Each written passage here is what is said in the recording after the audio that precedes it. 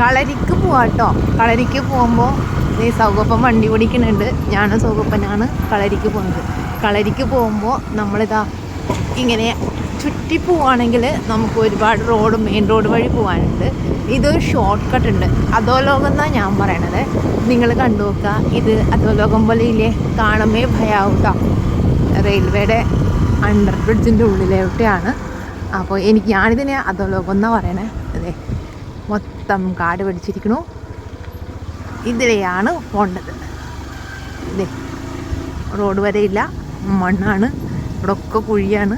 മഴക്കാലത്ത് ഇതിൽ പോകാനേ പറ്റത്തില്ല. എങ്കിലും പോവാട്ടാ. ഇതാണ് ഞാൻ പറഞ്ഞ അധോലോകം. കണ്ടില്ലേ?